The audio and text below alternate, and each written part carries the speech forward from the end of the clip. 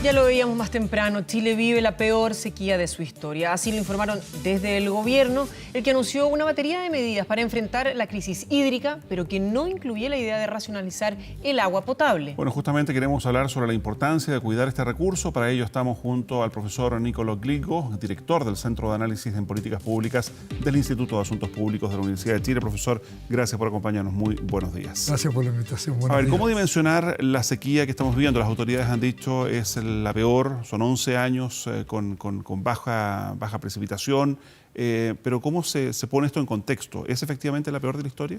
Sí, claramente es la peor sequía de la historia, porque esto está condicionado también por el cambio climático. Es decir, los periodos de sequía se producen cada cierto tiempo, pero este periodo de sequía está demostrado científicamente que es producto además de se exacerba con el cambio climático. Ahora, cuando hablamos de este periodo de sequía, ¿podemos hablar que es una etapa o es parte de un proceso que simplemente va a continuar haciéndose cada vez más agudo? No, no me cabe la menor duda que los periodos de sequía terminan, ¿no? Vamos a tener años con mucha más precipitación, pero la tendencia en general es a que el país se vaya secando, sobre todo en la región central. Es decir, que se va a agudizar el problema.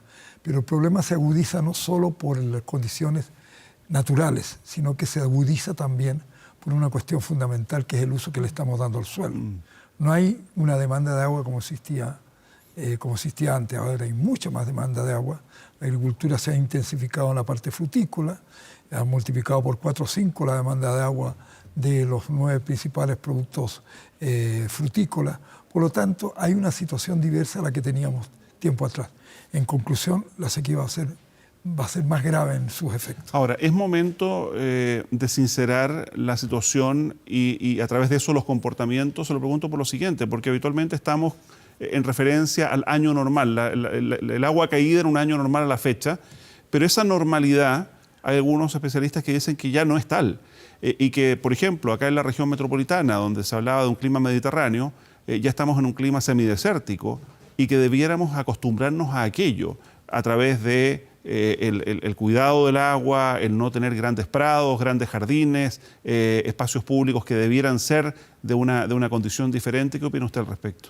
Bueno, siempre hemos estado insertos en un sector de realmente baja precipitación, que se ha ido agudizando. Creo que teníamos una política equivocada en torno al uso del agua. El ejemplo es claro: parques, consumo, incluso en la estructura productiva agrícola, tener paltas donde no corresponde tenerlo, etcétera, etcétera. Eso va a tener que cambiar fundamentalmente. No podemos seguir así. Ya, ¿y eso es un cambio que tiene que venir de dónde? ¿Impulsado desde la autoridad? ¿Es un cambio de conducta personal? A ver, yo creo que este es un cambio cultural que tiene que venir de toda la sociedad. Obviamente que este cambio no se puede hacer si no viene generado por la autoridad, pero además tiene que tener un convencimiento muy grande de la gente, ¿no? Tiene que participar la gente activamente. Nosotros tenemos agua de sobra para no tener problemas, eso está claro. El 82% de las aguas se consumen en la agricultura, solamente el 8% para consumo. Es decir, cuando se habla de restricciones para el consumo es porque no tenemos la infraestructura necesaria para canalizar algunas aguas hacia el consumo. Es decir, tenemos que tener políticas a corto plazo, a mediano y a largo plazo. A corto plazo son de urgencia. Aljibes, cómo darle agua a la gente que realmente no tiene. Pero a mediano plazo creo que hay que tomar medidas mucho más claras para manejar mucho mejor el agua. Y a largo plazo, obviamente que tenemos que innovar mucho en la estructura productiva, cómo se usa el agua, y también tenemos que innovar en cuanto a tecnología de uso del agua. No se olviden una cosa: en la agricultura el 70% del agua se usa en riego tendido. Se habla mucho de la tecnología que estamos utilizando para tener eficiencia de agua, pero esa tecnología que estamos utilizando para tener eficiencia de agua es una tecnología que se usa fundamentalmente en fruticultura y en viticultura, no en el resto del territorio. Profesor, para usted las medidas a mediano plazo, ¿cuáles deberían ser? A mediano plazo no me cabe la menor duda que tendríamos que nosotros ver todo el problema de cómo se canaliza el agua. Estoy hablando a mediano plazo para el consumo humano. A mediano, cómo se canaliza el agua para que tengamos disponibilidad, ¿no? Entonces, yo creo que a mediano plazo hay que tener más infraestructura, ¿no?, de procesamiento de las aguas para potabilizar el agua. Y ahora, cuando hablamos de estas medidas que parecen tan grandes, y a veces usted nombraba a la agricultura como un 82%, ¿de qué sirve, en definitiva, que yo, cuando me voy a lavar los dientes, cierre la llave mientras me los estoy cepillando?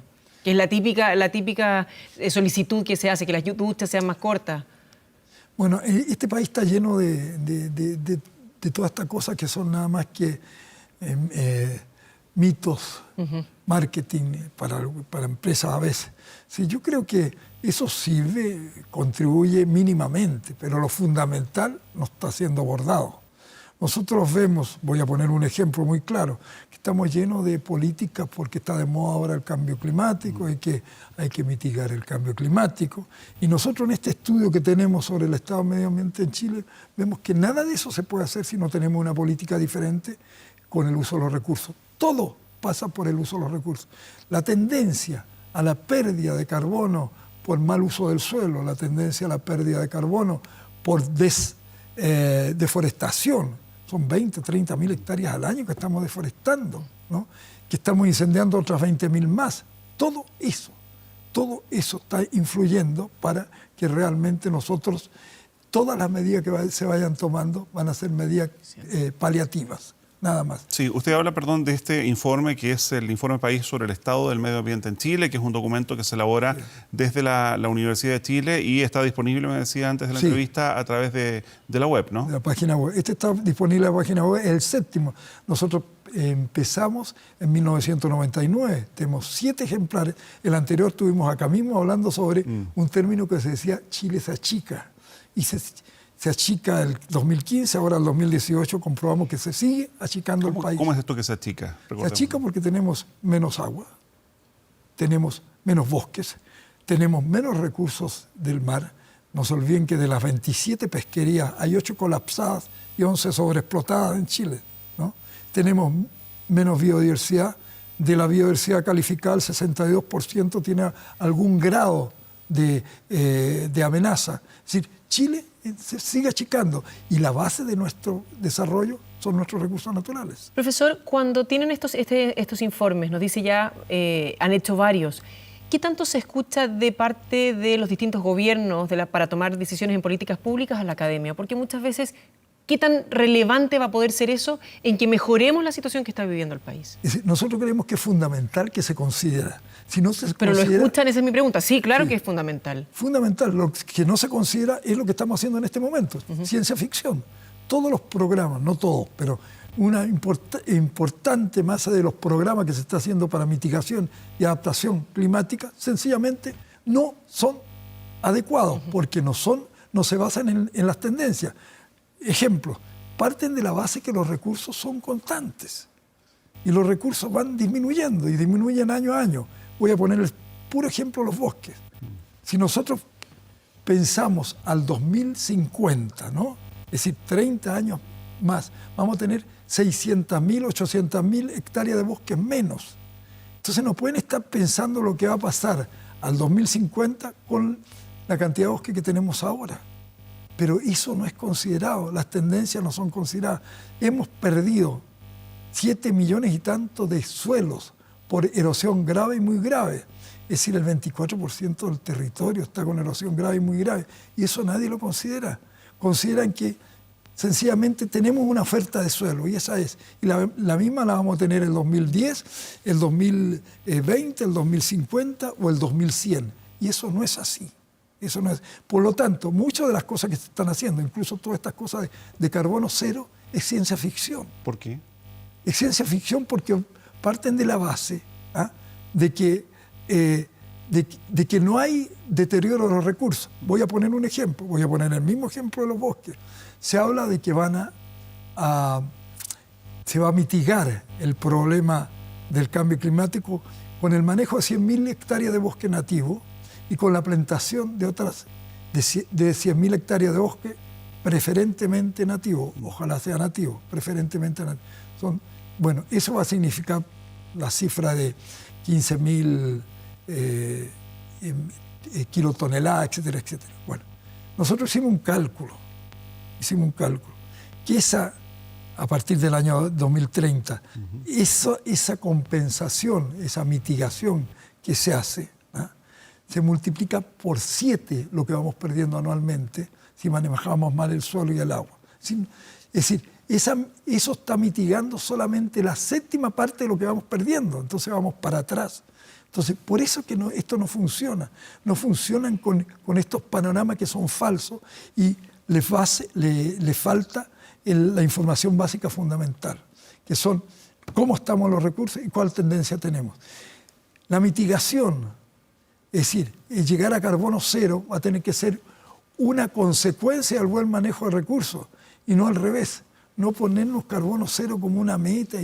Ahora, profesor, cuando usted dice que al menos aquí en la zona central más del 80% del agua la consume la labor agrícola y solo el 8% del consumo humano, todas estas campañas de duchas cortas, de racionalizar hasta el consumo, digamos, domiciliario, ¿no son efectivas? Es decir, son efectivas en proporción a lo que ¿Pero proporcionalmente son insignificantes? Yo creo que son casi insignificantes. ¿Y dónde habría entonces que poner el énfasis? Hay que poner el énfasis en el manejo de las aguas en la agricultura, el 82%. ¿Y eso a través de qué? Porque el gobierno ha anunciado inversión en canales de regadío, en embalses. ¿Esa es la vía? Correcto, esa es la vía. Nuevos embalses, nuevos canales y sobre todo una política muy clara de uso del suelo eficiente, sin pérdida, ¿no? Manejo en la eficiencia del agua, ¿no? Cambio de cultivos cuando cambio usted de dice cultivo, que los pastos están en lugares donde no debieran. Claro, cambio de cultivo, una planificación totalmente diferente en las cuencas, ¿no? Y una estructura productiva que corresponda a menos demanda de agua. Profesor, y cuando se habla de las tecnologías que se podrían utilizar, desalinización, por ejemplo, que se ha manejado, incluso se fue a visitar plantas al respecto en Israel, ¿es una medida que también podría solucionar o en realidad de nuevo pasa a ser parte de la ciencia ficción? No, eso soluciona sobre todo porque no nos olvidemos que tenemos un gran desequilibrio entre la disponibilidad del agua del norte. Hay una relación norte-sur de 80-1 y per cápita 800 o 700-1, una tremenda. Es decir, no me cabe la menor duda que la desalinización va a ayudar mucho. ¿Por qué? Porque están bajando los costos de desalinización y sobre todo están bajando los costos de energía. Entonces, la desalinización...